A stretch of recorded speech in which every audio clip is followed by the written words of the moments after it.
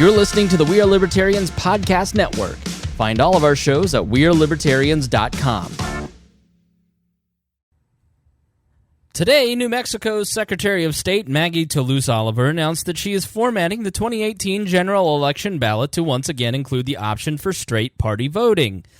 The straight party option had long been a fixture on general election ballots until 2012, when then Secretary of State Diana Duren chose to no longer provide that option. Like absentee voting and early voting, straight party voting gives New Mexicans another option for casting their ballot. Okay, that's not how that works. Absentee and early balloting make it easy for you to vote. Straight party voting makes it easier for incumbents to stay in office. Voters can also choose to use straight party voting if they decide it will work best for them. They can choose to fill out the ballot for each individual race, Toulouse-Oliver says. The more options people have, the easier it is for more eligible voters to participate, and participation is the key to our democratic process. You're full of crap. The more options people have. Straight ticket voting is for lazy losers. If you vote straight ticket, you're a loser. You're a lazy loser. Losing lazy voter. Straight party option allows a voter to cast a single vote for all partisan candidates of one party, known as a ticket or slate, simply by marking the oval next to that major party's name at the top of the ballot. In other words, you don't actually care about who you're voting for, you're just voting for your team. Voters can do this and still choose candidates of a different political party and individual partisan race. Straight party simply gives voter a choice of how to cast their vote. Okay. Yes, people know that they... yes, you may have the option to vote for... what is called scratch voting. Okay, which you mark the top of the ticket, you vote straight party, and then you go down to Senate and you vote for a different candidate. But what usually happens is county clerks who are tabulating the vote throw that ballot out because they can't determine what your vote was in the Senate race because it's two conflicting answers. And so while the law may be clear, that doesn't mean that the county clerks or election divisions actually understand the law. Trust me, I spent 4 years educating county clerks, 92 of them, on how to handle Libertarian Party candidates because nobody in the state of Indiana had any idea how to handle Libertarian Party candidates.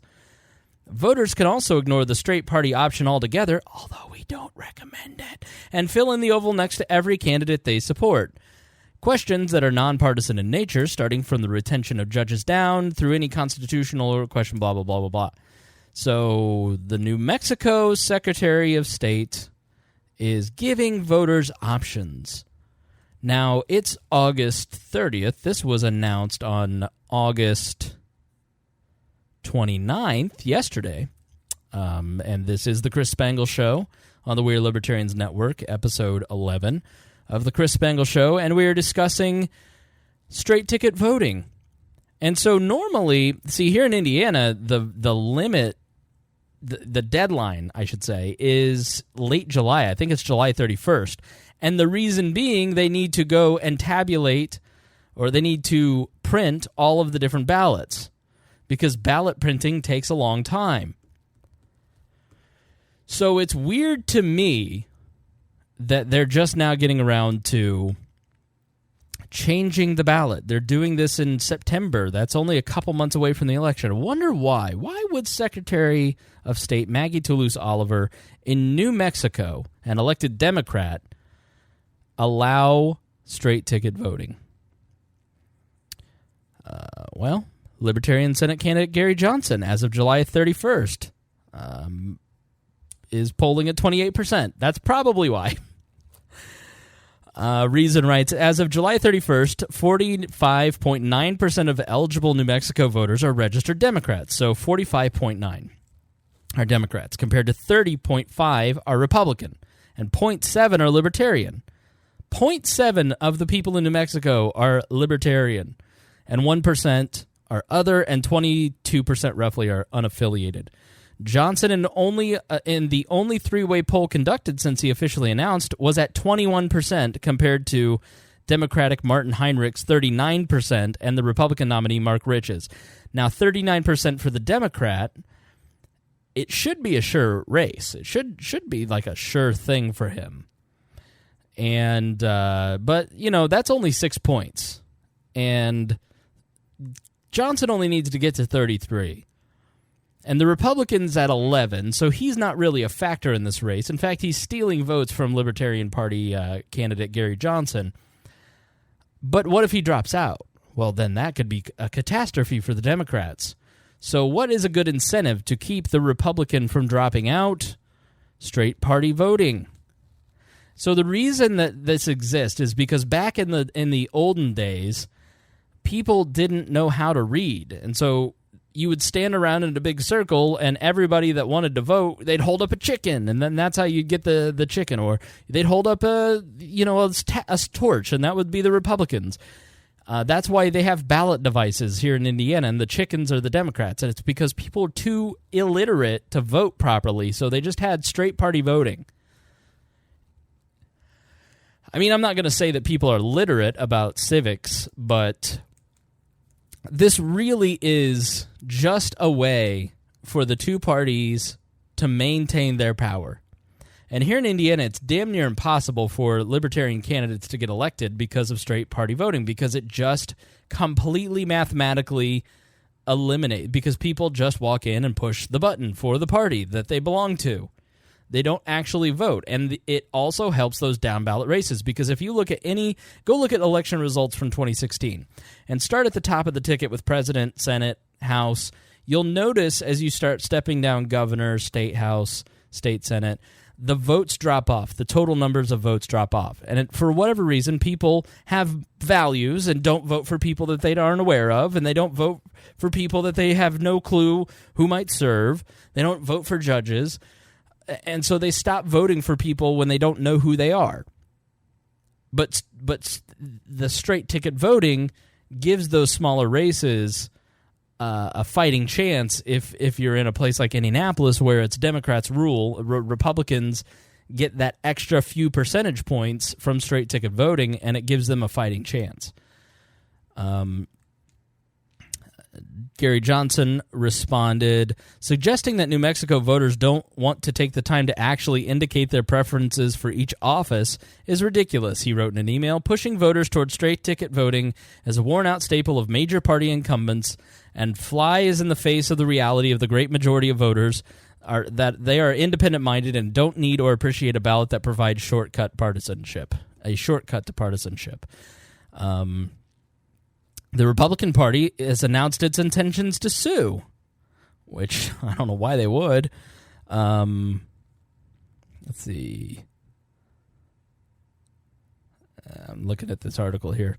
They have a little thingy here. But the Libertarian Party is joining that suit. Helen Melinzinski is the vice chair of the LPNM, and they're officially informing you that they are joining the lawsuit towards the injunction, being Matt Welch, who they were talking to. I wrote an email to your editor. So they are both suing the Democrats. A Democrat complained in response that the practice gives partisan advantage in low-information elections. That was State Senator Jacob Candelaria. The decision did not come totally out of the blue. Toulouse Oliver, an elected official seeking re-election this November,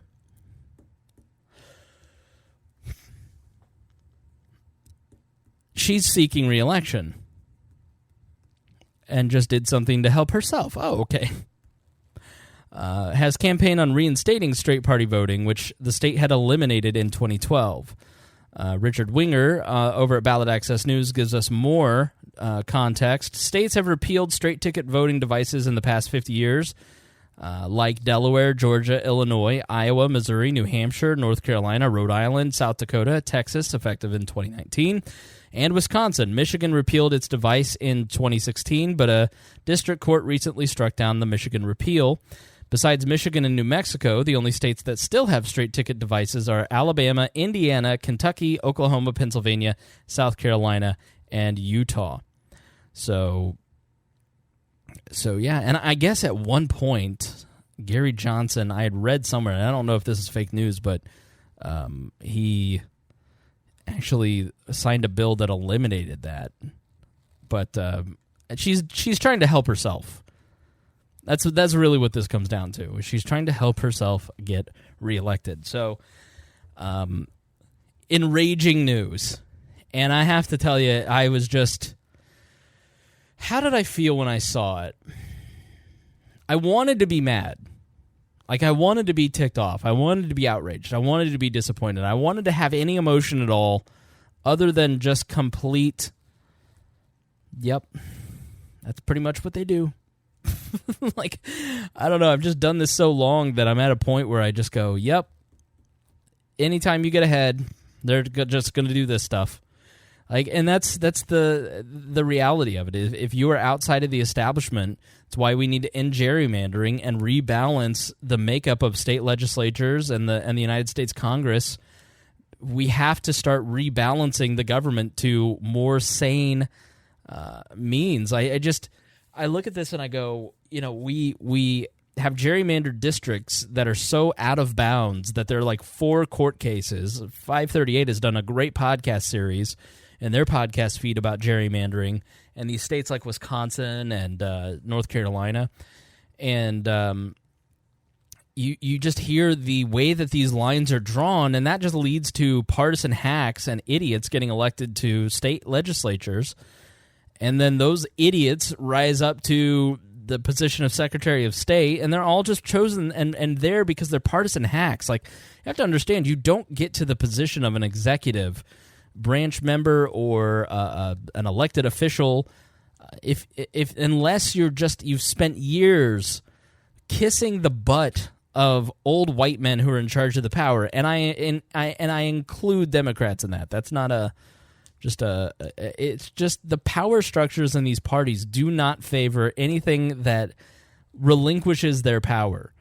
And the only way to really start fighting back is we have to get very serious about bullying people like this woman, calling the office, writing letters to the editor across the state, writing news editors across the state, and saying, what is your response to this? Are you covering this? This is a miscarriage of the electoral process. Forget the Russians, okay? We talk about Russians are stealing the elections.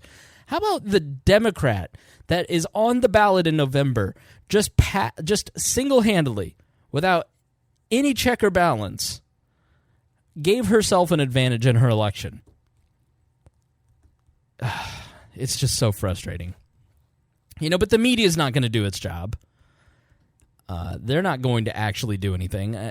I'm sitting in Cracker Barrel this morning, and on occasions your protein bar just doesn't cut it. I like the Kind protein bars. It's like some chocolatey thing, and it's nice little 12 grams of protein, and it's nuts and chicory root, and you get fiber, and it's very tasty in the morning. I don't like a heavy meat. I don't like a heavy breakfast, but sometimes you just need eggs, and you need bacon, and you need hash brown casserole, and you need sourdough toast and gravy, and you need water. That's my order. And so sometimes I go across the street over the Cracker Barrel and listen to the show that I work for, and read the newspaper on my iPad, and get ready for the day and just enjoy a nice meal.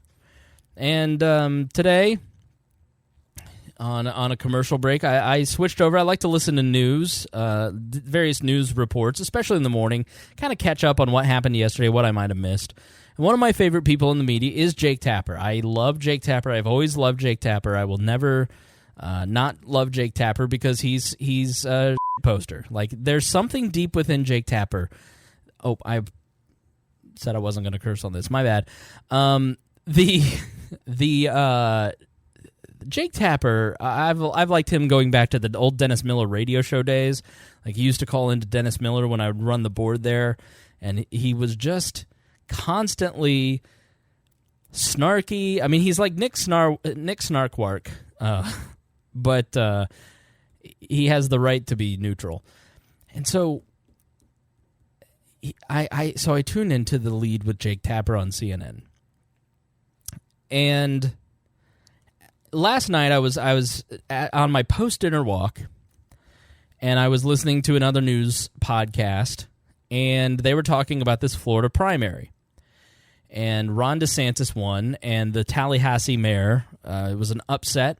I wish I had prepared his name. It'll be in this report here. But the Tallahassee mayor, a black Democrat male, 39 years old, by all measures seems to be a future rock star of the Democratic Party, the way that you hear them talk about him.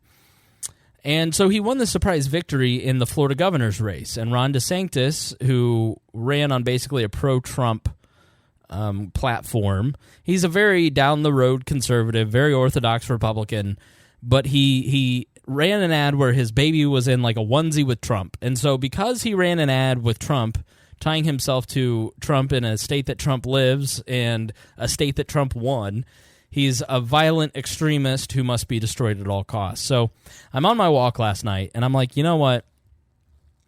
This guy seems very middle of the road. There doesn't seem to be anything about him that's concerning, so they're going to have to make something up. They're never going to let this guy just have an easy race, because this Democratic mayor is being investigated by the FBI. The mayor's office, as the media will often report, he's not being investigated. The mayor's office is being investigated by the FBI. You won't hear that in the CNN report. You won't hear that in most of the media going around. So it is a Democrat that is a socialist in the way that Bernie, who endorsed him, and Alexandria Ocasio-Cortez is a socialist. He's the same ilk. Yet he got elected because he had $5 million from Tom Strayer, and also George Soros donated to his campaign millions of dollars. That's not a conspiracy theory. It's, where did I read that? New Yorker reported that, basically. And so here's a socialist who basically benefited from capitalism to get elected. You won't hear that in the CNN report. In fact, you'll only hear good things about the Democrat that won, who only won because there were two establishment Democratic candidates that ran, and they split the vote, and so he won. But there's a Democratic socialist wave sweeping the Democratic Party, when no, he just split the vote. So he's now the candidate. So I'm sitting there going, okay, very weak Democratic candidate, FBI investigation, ties to George Soros, in a baby boomer state where those baby boomers love the George Soros theories.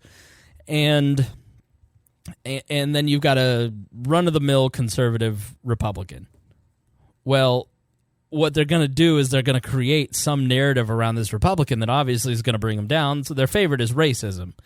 Little did I know that around the time I was thinking that thought on my walk, he was being an idiot and saying things he shouldn't have said on a TV program, and spoon-fed them the thing that they will now beat him over the head with.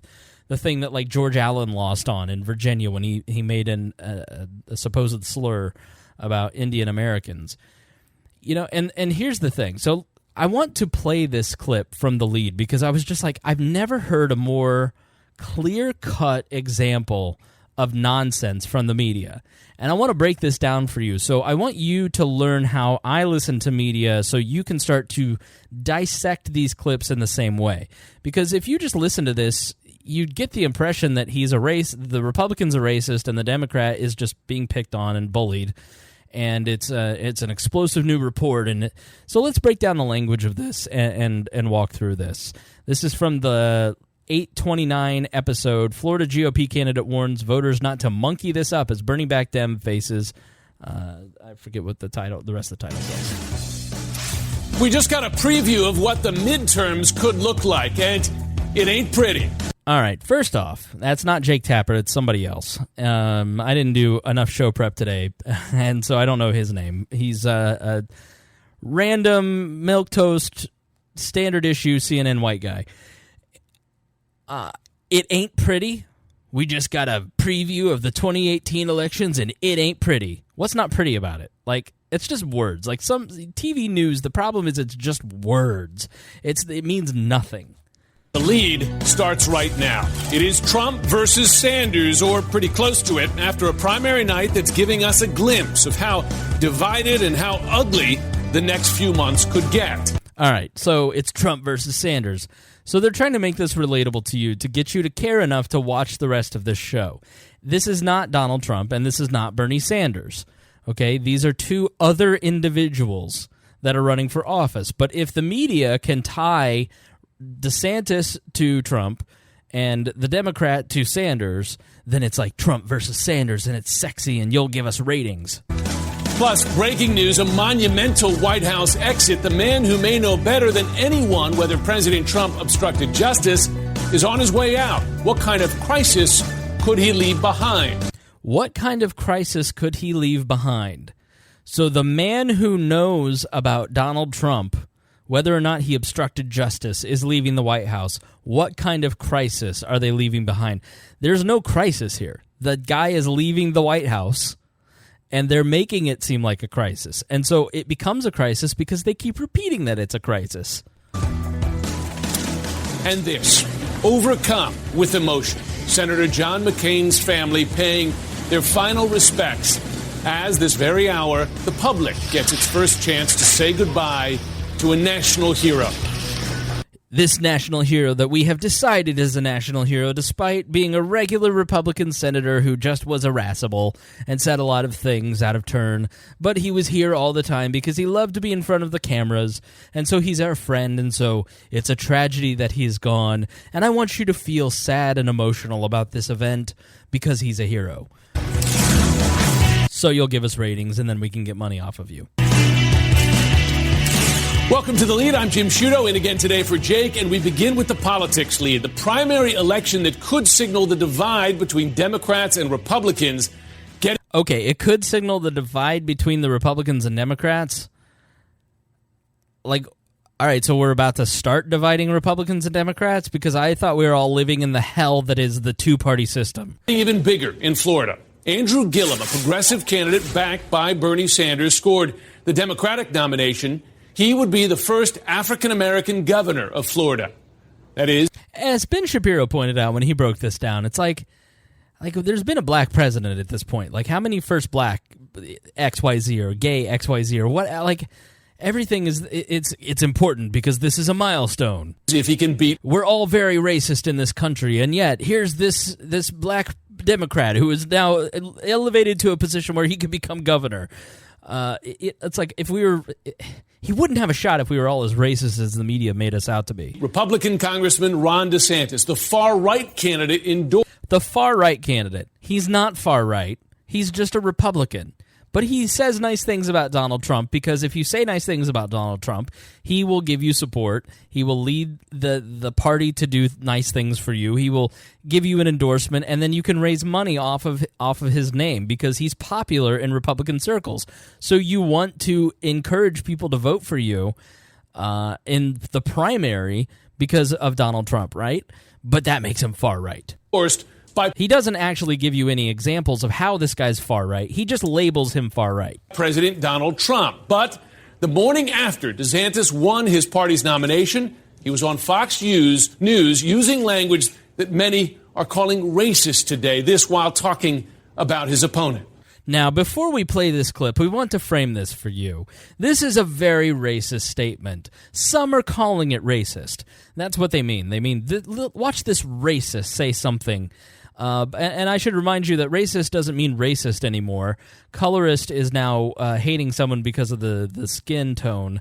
Racist means you support the systemic oppression of minorities and women, and so basically it's everybody who's not in their club. But notice how he calls it racist. He doesn't call it racist. He says some are saying, which is always a favorite media trick. Some are saying that this is racist. So please have that color have that shade your view of this clip. The last thing we need to do is to monkey this up by trying to embrace a socialist agenda. Okay, like that's it? That's all you're going to play? You're just going to give us the one little sentence? There wasn't any context to it. There wasn't a lead up to it. There wasn't a tail to it.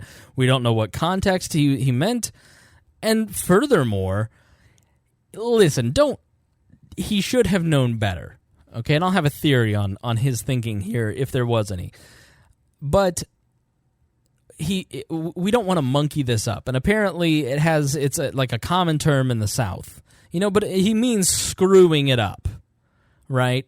But it doesn't really matter if he had said, we don't want to throw a monkey wrench into this, or we don't. He used the M word, and so he's immediately a racist.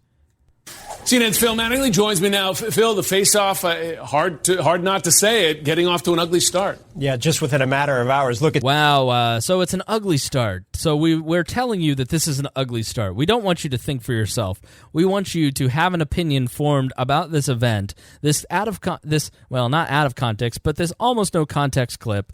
It sure was ugly, wasn't it, Phil? It's a race that will put somebody in position to decide things like Medicaid expansion, the drafting of the new congressional maps, lay the groundwork for a swing state in 2020. But, Jim, here's why this is nationally important, because this person will oversee Medicare for all, and this person will draft congressional maps, and this person will help ensure that a Democrat does or does not win in 2020. As you noted, it has already started into a fierce battle, and it doesn't look like it's going to ease anytime soon.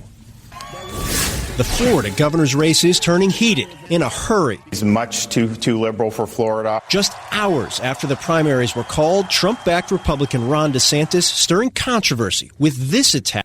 Notice how Trump-backed Republican, they never just say Republican. There's got to be a qualifier to it, far right or Trump-backed Republican. Back on his Democratic opponent, Andrew Gillum. The last thing we need to do is to monkey this up by trying to embrace a socialist agenda with huge tax increases and bankrupting the state. Florida Democrat. Again, no lead into that. There was no context to it. It just went right to the statement once again. Democrats immediately seized on the comments directed at Gillum, the first African American to win a majority party nomination for governor. Please have sympathy for him. Governor in the Sunshine State, calling them, quote, disgusting, and accusing DeSantis of launching his general election campaign with racist dog whistles. So it's a dog whistle, which means dog whistle politics means you're activating an element in the body politic that, without saying it expressly, you're giving a veiled, okay. The guy was sitting in a TV studio giving an interview and said, let's not screw this up. Let's not monkey this up. Now, obviously, not the appropriate choice of words considering your opponent is black. Because even if you had no intent and it was a complete slip-up, from a campaign perspective what's going to happen. So he just wasn't thinking, or was he? I'll give you my conspiracy theory here in a moment. You hear the Democrats' response to it, but you never hear, I don't think in this clip you even hear the DeSantis response to it. The DeSantis campaign responded. The comments were, quote, call me a liar then. Quote, obviously talking about Florida not making the wrong decision to embrace the socialist policies that Andrew Gillum espouses, adding, to characterize it as anything else is absurd. It's very clear that Mr. DeSantis is taking a page directly from the campaign manual of Donald Trump. But I think he's got another thing coming to him. Gillum, the mayor of Tallahassee, pulled off a surprise upset Tuesday night, fueled by progressive grassroots energy. Progressive grassroots energy funded by millions and millions of dollars from two billionaires, despite the fact that he's under an FBI investigation. Those words will not be heard here. The support of Vermont Senator Bernie Sanders. I actually believe that Florida and its rich diversity are going to be looking for a governor who's going to bring us together, not divide us, not misogynist, not racist, not bigots. Gillum ran on support of Medicare for all and legalized. So there's no evidence that he is a misogynist, a bigot, a homophobe, a racist. But now his opponent is just calling him those slurs. And the CNN dutifully reports that he's a misogynist, a racist, a bigot, and doesn't refute the fact that he's name-calling his opponent. They just let that slide here. Recreational marijuana and has called for the impeachment of President Trump. DeSantis firing back on Gillum's progressive platform. Now, you just heard some points. Hey, he's pro-marijuana, and he's going to impeach Donald Trump. Don't you like that, CNN listener? Again, no mention of the FBI investigation. With a twist.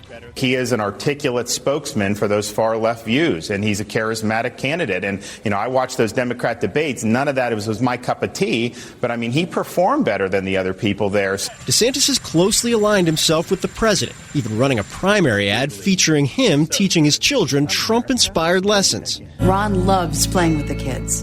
You notice they didn't actually talk about what DeSantis believes at all. They gave you some policy points from the Democrat, but they didn't with the Republican.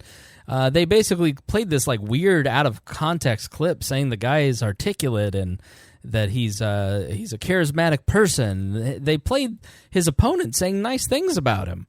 The wall. He reads stories. Then Mr. Trump said, "You're fired."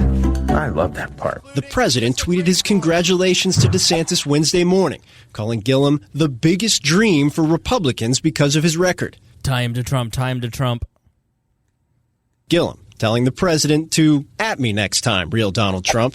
A fiery start to a hotly contested race with massive implications for 2018. Directly from the positive comments from Trump into a fiery start. Ooh. That could also offer a window to the state of American politics heading into the 2020 presidential campaign.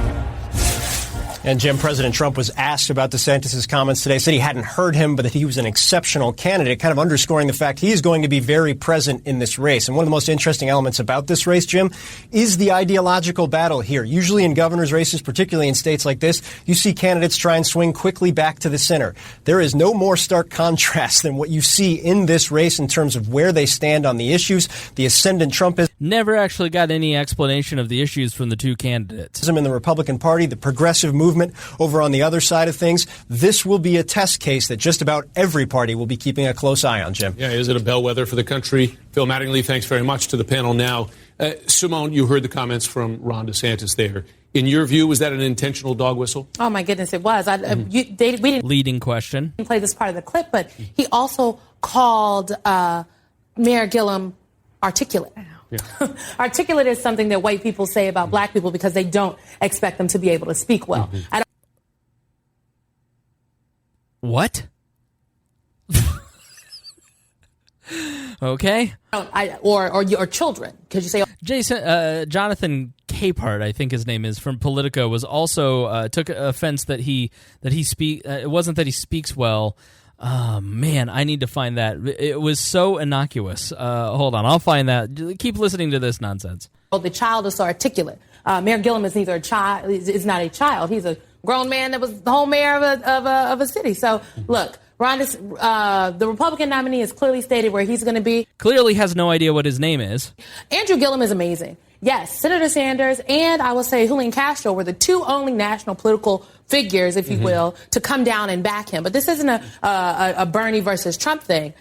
Mayor Gillum is amazing. He is running on a progressive ticket. He is being authentic, and I think his authenticity is what made the voters flock to him, and that is what is going to lead him to victory, I think.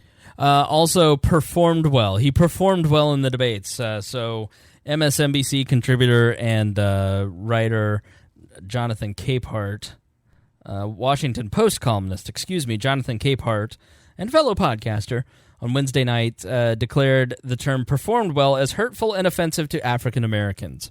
Kirsten, Amanda, Jackie, do you agree on DeSantis' comments? Oh, absolutely. I mean, there's no question. I mean, what would be the other way to interpret it? I don't, What would be the other way to interpret? Don't monkey this up. What would be the other way to interpret that? I don't know.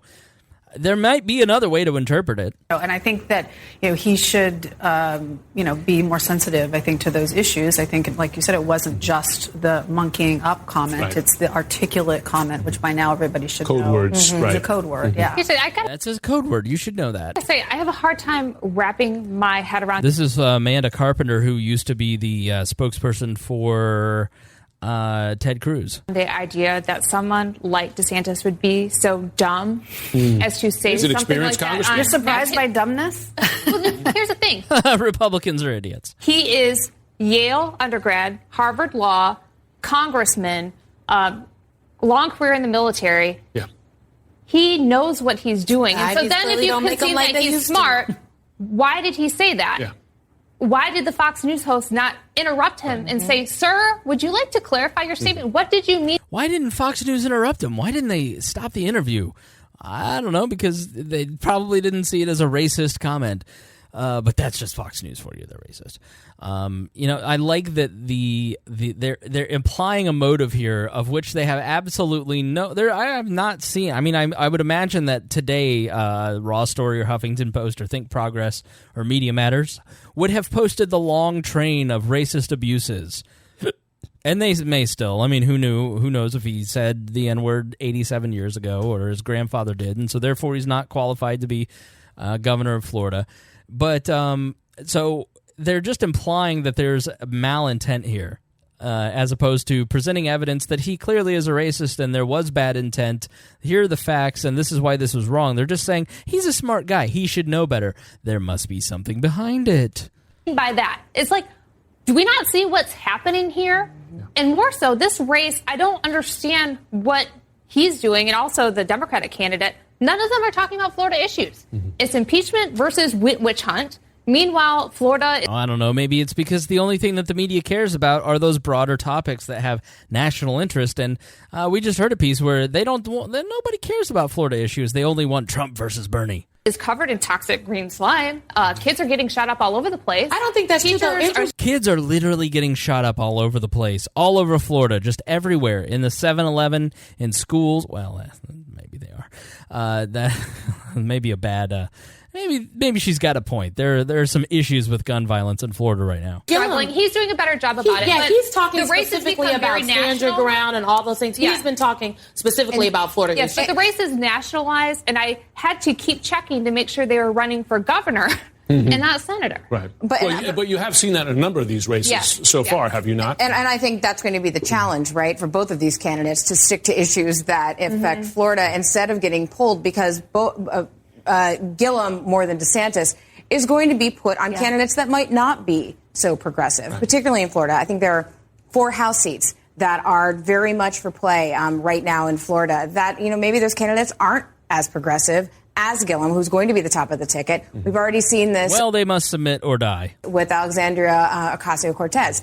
In different places, they're making Dems all like her, and they're not. Midterms are very different. There isn't usually an overarching theme. It's every man and woman for themselves. And I want to get to that point later because there is some contradictory evidence as to where the party has been going there. But before I want to do that, you heard Phil mention... Oh, I don't know. The contradictory evidence would have been that billionaires basically flooded the entire state with money and help promote this guy on a split ticket. But she didn't mention that. There's your contradictory evidence. There that the president was asked about DeSantis' comments by my colleague Jim Acosta. Let's look how the president answered. Yeah, I didn't hear that, Jim. I mean, I've been actually working on the deal with Canada, so I have not heard it. He's an extreme talent, and he will make a fantastic governor of Florida. So I think Ron is... he's extraordinary in so many different ways. I haven't heard that at all, no. The president, we know, has been watching TV today because he was tweeting about things that he saw on Fox News. Do you buy that answer? No, and I'm sure Jim Acosta felt gaslit, as do I. All Donald Trump does is watch television, so the idea that he... She is like the most... She's great television, but I see her all the time. I don't know who this commentator is, but she is... She reminds me of the early days of Van Jones, who I actually kind of like now. I like Van Jones. I think he's very thoughtful, and every time I hear Van Jones on CNN, I do, there's all the white lash stuff, but I think Van Jones, for his perspective, I learn a lot from him. But in the early days, he was kind of a bomb thrower and a partisan bomb thrower. And you even hear Amanda Carpenter, who all the conservatives are always very thoughtful and reasoned, but the Democrats on CNN get to be as much of a bomb thrower as they possibly want. There's no measure. There's no... it's just as aggressive as they possibly can be. Didn't see the comment. It's crazy. But I'll just say to this point about the race, Andrew Gillum ran on issues. That is how he got elected. He beat Gwen Graham, who was the establishment favorite to win. Former daughter of a governor, had Emily List and all these other folks backing her. No national folks wanted to touch. Money. Mike Braun here in Indiana spent $6 million of his own money on television ads to win a Senate seat and beat the 2 establishment candidates who split the ticket, Todd Rokita and Todd Young. They spent $2 million on ads. And so 3 times more on television ads, which raises name ID, which is the only thing that matters in winning elections. Name ID is all that matters. So libertarian candidates, those of you who think that you're making an impact by posting just on Facebook or Twitter, you're not. You have to go out and raise your name ID through knocking on doors because you don't have the money to buy $6 million worth of TV ads to win a Senate race. So that's what matters. And so this Tallahassee mayor was able to outspend on TV ads his opponents because of George Soros and Tom Steyer. Gillum, except who also Tom specifically, I think it's Steyer. I don't know if it's Strayer or Steyer. I apologize. But he is pledging to spend more than the $5 million that he put into this primary. Bernie and Julian Castro. So the way he won was a good ground game and running on the issues. He's talking about Medicare and Medicaid, like the lack of expansion in the state. He's talking about stand your ground. He's talking about the gun laws. So and Scott's inability to have done anything. Ignoring all of those facts that actually do matter to talk about how he's progressive and so that's why he won. You're missing the key facts in this. You're missing the reason he actually won and putting it onto something that you like. That's not analysis. Like, that's not good commentary. Like, that is cheerleading. About it. So he's talking about the issue. Yeah, I mean, I do think if you look at the bigger picture of what's happening, that the progressives are running on issues. I mean, they just are. Now, whether you agree with the issues or not, that's up to you. But they're winning on these issues at much higher rates than they have in the past. The Republicans are running on being close to Trump, right? I mean, it's like it's not really about issues. It's just about whether or and not that has you worked, can get has it not, for right, Republicans in the primaries? Kind of the president, I think he's got a 36-6 record right, in terms but of it's all about who can suck up to Trump the most and be the most like Trump and get Trump's approval. But it's not really. Whereas the progressives are really talking about making some pretty serious changes to the way Democrats are thinking about some big issues. Well, an independent. All right, that's enough. I can't do it anymore. Everybody's an idiot. Everybody's a racist. Everybody's a bigot. Everybody's a homophobe, except for the Democratic progressives. Like, are we not getting the message yet? Like, are we not seeing this? Like, this is the world that we're creating. Like, unless you start calling the BS like it is, like unless you start standing up and saying, no, you know what? I have a right to speak. I have a right to say what I want. I have a right to do these things. I have a right to vote. I have a right to not have you change my ballot to protect yourself. Like, these are, if you want to know how you get a Democratic Secretary of State changing the ballot that she is on to help herself and her fellow Senate candidate beat a third-party onslaught, the reason that they can get away with that is because of media like this. That's plain and simple. And so you wonder why CNN is getting beaten by, like, Doogie Howser MD reruns like on TBS. So it's because of BS like this. All right, thanks for joining us here on the Chris Spangle Show. If you enjoyed the show, then please go and subscribe to the Chris Spangle Show in any podcatcher. Please go to iTunes and Google Play or Google Podcasts or Stitcher or wherever you listen to your podcast and rate and review the show. 5 stars only, otherwise don't bother. And I would really appreciate good comments, good reviews for this. Working hard on it and very excited to keep doing this. So please be sure to rate, review, subscribe, and donate at Patreon at patreon.com/WeAreLibertarians. And thank you to everybody that puts on social that they're listening to the show, that they like this show, and We Are Libertarians. We share the heck out of those when you do that, and we really appreciate you. Because let me just be frank with you, okay? I'll not BS you. The way that you get something like this to grow is through something called social proof. If I talk about how much I love this show, people don't listen because it's my show. But if your friends and family see you talking about somebody else, then they go, wow, that person is talking about another person, so that person that's being talked about must have good content, must be important, must be something to listen to. So if you like this show, if you like any podcast, if you like any brand, if you like any media outlet, if you like any band, if you like anything, talk about it on social media and tell your friends because it helps that content creator. And likewise, if you don't like something, then talk about Jim Prosciutto or whatever his name is and say that was some BS content that you had there. So thank you for listening to the show, and I will see you tomorrow.